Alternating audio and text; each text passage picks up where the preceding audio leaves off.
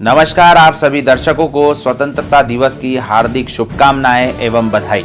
मैं हूं गौरव बर्फा और आप देख रहे हैं मेरे साथ जीबी लाइव। आज हमारा देश 76वां स्वतंत्रता दिवस मना रहा है। आखिरकार यह स्वतंत्रता दिवस क्यों मनाया जाता है, इसके बारे में मैं आपको कुछ जानकारियां देता हूं। यह सारी जानकारियां हमने इंटरनेट के माध्यम से जुटाई है। दोस्तों, तारीख थी 14 अगस्त 1947। आज से तकरीबन 76 साल पहले चारों तरफ गहमा गहमी का माहौल था और एक तरफ लोगों के अंदर आज़ादी को लेकर उत्साह बढ़ता जा रहा था, तो वहीं दूसरी ओर अखंड भारत दो हिस्सों में बंटने की तैयारी में था। समय रात के करीब 9 बज रहे थे। बिजली की गड़गड़ाहट के साथ दिल्ली की सड़कों पर तेज बारिश हो रही थी। अलग अलग जगहों से आकर लोग रायसेना हिल्स पर इकट्ठे हो रहे थे। कुछ ही देर में लाखों की तादाद में लोग इकट्ठे हो चुके थे। रात के करीब 10 बजे जवाहरलाल नेहरू, सरदार वल्लभ भाई पटेल, राजेंद्र प्रसाद और माउंट ब्रिटेन वायसराय हाउस पहुंचे। कुछ ही समय के बाद भारत आज़ाद होने में कुछ ही समय था और लोगों के चेहरे पर खुशी के साथ साथ मायूसी भी थी और उत्साह भी था। दोस्तों, वहीं पर जवाहरलाल नेहरू ने अपने स्पीच की शुरुआत की और उन्होंने अपने स्पीच की शुरुआत इन 2 लाइनों से की। At the stroke of the midnight horse, when the world स्लीप्स, India will be awake to life and freedom। कुछ ही देर के बाद वह घड़ी आ गई जब भारत ने आज़ादी की सांसें ली। रात करीब 10 बजे शंखनाद से हमारे देश की आज़ादी का आरंभ हुआ था, जिसमें ग्राउंड पर खड़े लोग महात्मा गांधी के नारे लगा रहे थे और जो लोग अपने घरों में यह भाषण को सुन रहे थे, यह सब कुछ रेडियो पर सुन रहे थे, उनकी भी खुशी का कोई ठिकाना नहीं था, क्योंकि उस समय भारत एक आज़ाद परिंदा हो गया था, जिसका हमने करीब 200 सालों से इंतजार किया था।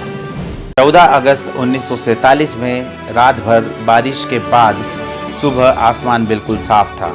जब सुबह 8:30 बजे थे, तब पंडित जवाहरलाल नेहरू और उनकी कैबिनेट ने शपथ ली और जिसके बाद ब्रिटिशर्स का झंडा हटाकर आज़ाद हिंद का झंडा लहराया गया था, जिसे देख सभी की छाती चौड़ी हो गई थी, क्योंकि अब हमें वो झंडा दिखने लगा था जिसे हम बरसों से देखना चाहते थे। जब देश की राजधानी दिल्ली में आज़ादी का जश्न मनाया जा रहा था, उस वक्त महात्मा गांधी दिल्ली से हजारों किलोमीटर दूर पश्चिम बंगाल के नोआखाली में थे और राज्य में शांति कायम करने का प्रयास कर रहे थे। जानकार बताते हैं कि पंडित जवाहरलाल नेहरू के भाषण को पूरे देश ने सुना था, मगर गांधी जी नहीं सुन पाए थे। 14 अगस्त 1947 की ऐसी रात जब लोग सोए तो गुलाम देश में थे, लेकिन जब उनकी अगली सुबह हुई और उनकी नींद खुली तो वे आज़ाद देश में थे। जितनी खुशी हमें आज़ादी को लेकर थी, उतना ही गम हमें अखंड भारत के टूट जाने पर भी था, क्योंकि भारत ने अपना 3,46,737 वर्ग किलोमीटर का एरिया भारत ने पाकिस्तान के रूप में खो दिया था। करोड़ों की संख्या में लोग भारत से अलग हो गए थे। जो लोग कुछ समय पहले भाई भाई की तरह जिंदगी साथ जी रहे थे, वे लोग एक दूसरे की जान के अब दुश्मन बन चुके थे, क्योंकि 14 अगस्त की रात भारत और पाकिस्तान का विभाजन हो गया था। भारत 2 हिस्सों में बंट चुका था, जिसमें एक हिस्सा पाकिस्तान तो दूसरा हिस्सा हिंदुस्तान के नाम से जाना जाने लगा, जिस वजह से कई सारे दंगे भी हुए। जो लोग खुद को पाकिस्तान में सुरक्षित महसूस समझते थे, वे वहां चले गए और जो लोग अपने आप को भारत में सुरक्षित समझते थे, वे लोग यहां पर रह गए। कहा जाता है कि उस समय करोड़ों लोग पलायन को मजबूर हो गए थे। इन दंगों में हजारों लोग मौत के घाट उतर चुके थे। उस समय यह दुनिया का संभवतः सबसे बड़ा विस्थापन था और यह सारा खेल अंग्रेजी हुकूमत का ही था, जिसने डिवाइड एंड रूल का खेल पहले से ही खेल रखा था। पर उन्होंने हिंदुस्तान के अंदर हिंदुओं और मुसलमान के बीच भर दिए थे, वरना आज़ादी के पहले हम सभी भाइयों की तरह साथ में जी रहे थे। वह तो अंग्रेज थे जिन्होंने हमें हमारी जाति के आधार पर हमारे व्यक्तित्व की याद दिलाई और जिसके बाद हम आपस में ही लड़ने और झगड़ने लगे। हिंदुस्तान और पाकिस्तान के विभाजन की सबसे बड़ी वजह यह भी रही कि मोहम्मद अली जिन्ना देश के पहले प्रधानमंत्री बनना चाहते थे, लेकिन पंडित जवाहरलाल नेहरू को प्रधानमंत्री बनने का वादा महात्मा गांधी पहले ही कर चुके थे, जिस वजह से मोहम्मद अली जिन्ना ने अपने अलग देश की मांग की और इसी वजह से यह सारा फसाद शुरू हुआ, जो 15 अगस्त सन 1947 में खत्म हुआ।